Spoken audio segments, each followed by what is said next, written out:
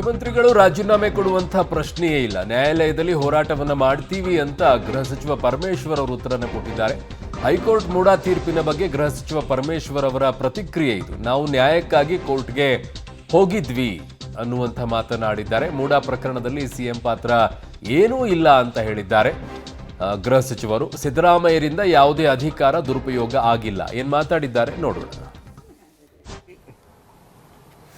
ಹೈಕೋರ್ಟಿಗೆ ಹೋಗಿದ್ದು ಮೂಡಾ ಹಗರಣದಲ್ಲಿ ಮಾನ್ಯ ಮುಖ್ಯಮಂತ್ರಿಗಳ ಪಾತ್ರ ಏನೂ ಇಲ್ಲ. ಅವರು ಯಾವುದೇ ಕಡತಕ್ಕೆ ರುಜು ಮಾಡಿಲ್ಲ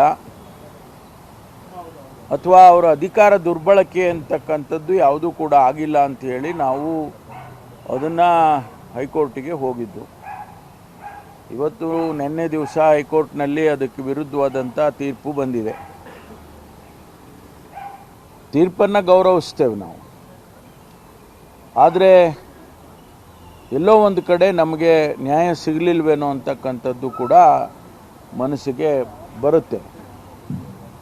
ಮುಂದೆ ಏನು ಮಾಡಬೇಕು ಅನ್ನೋದ್ರ ಬಗ್ಗೆ ಈಗಾಗಲೇ ಮುಖ್ಯಮಂತ್ರಿಗಳು ನ್ಯಾಯಾಂಗದ ಹೋರಾಟ ಮಾಡ್ತೇವೆ ಅಂತಕ್ಕಂಥದ್ದನ್ನು ಕೂಡ ಸ್ಪಷ್ಟವಾಗಿ ಹೇಳಿದ್ದಾರೆ. ಸಹಜವಾಗಿ ಒಂದು ಕಡೆಗೆ ನ್ಯಾಯ ಸಿಕ್ಕಾಗ ಇನ್ನೊಂದು ಕಡೆಗೆ ಅನ್ಯಾಯ ಆಗಿದೆ ಅನ್ನುವಂಥ ಕೂಗು ಕೇಳೇ ಬರುತ್ತೆ. ನಿಮ್ದಷ್ಟೇ ಅಲ್ಲ, ಸಾರ್ವಜನಿಕ ವಲಯದಲ್ಲೂ ಅಷ್ಟೇ. ನಮಗೆ ನ್ಯಾಯ ಸಿಗಲಿಲ್ಲ, ನಮ್ಗೆ ಸರಿ ಇತ್ತು ಅಂತ ಒಂದು ಕಡೆಗೆ ವಾದ ಇರುತ್ತೆ. ಇನ್ನೊಂದು ಕಡೆಗೆ ನಮಗೆ ಸರಿ ಇತ್ತು, ನಮಗೆ ಅನ್ಯಾಯ ಆಯಿತು ಅಂತ ಹೇಳಿ ಈ ಥರ ಬಂದೇ ಬರುತ್ತೆ. ಅದನ್ನು ಮತ್ತೆ ಇನ್ನೊಂದು ಕಡೆಗೆ ಮೇಲ್ಮನವಿ ಸಲ್ಲಿಸೋಕೆ ನಿಮ್ಗೆ ಅವಕಾಶ ಇದೆಯಲ್ಲ, ಸಲ್ಲಿಸಿದಾಗ ಅಲ್ಲಿ ಏನಾಗುತ್ತೆ ಅನ್ನೋದನ್ನು ನೋಡೋಣ. ಮೂಡಾ ಕೇಸ್ನಲ್ಲಿ ಸಿಎಂ ವಿರುದ್ಧ ತನಿಖೆಗೆ ಆದೇಶವನ್ನು ಕೊಟ್ಟಿರುವಂಥ ವಿಚಾರ ಏನಿದೆ, ಇವತ್ತು ಹೈಕಮಾಂಡ್ಗೆ ವರದಿಯನ್ನು ಸಿಎಂ ನೀಡಲಿದ್ದಾರೆ ಅನ್ನುವಂಥ ಮಾಹಿತಿ ಬರ್ತಾ ಇದೆ. ಸೊ ಕೇರಳದಲ್ಲಿ ವೇಣುಗೋಪಾಲ್ ಭೇಟಿ ಆಗಲಿದ್ದಾರೆ ಮುಖ್ಯಮಂತ್ರಿಗಳು.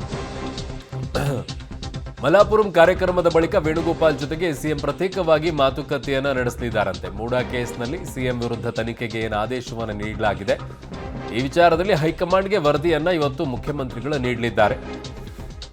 ಕೇರಳದಲ್ಲಿ ವೇಣುಗೋಪಾಲ್ ಅವರನ್ನ ಭೇಟಿಯಾಗಿ ಮುಖ್ಯಮಂತ್ರಿಗಳು ಬಗ್ಗೆ ಮಾಹಿತಿಯನ್ನ ನೀಡಲಿದ್ದಾರೆ.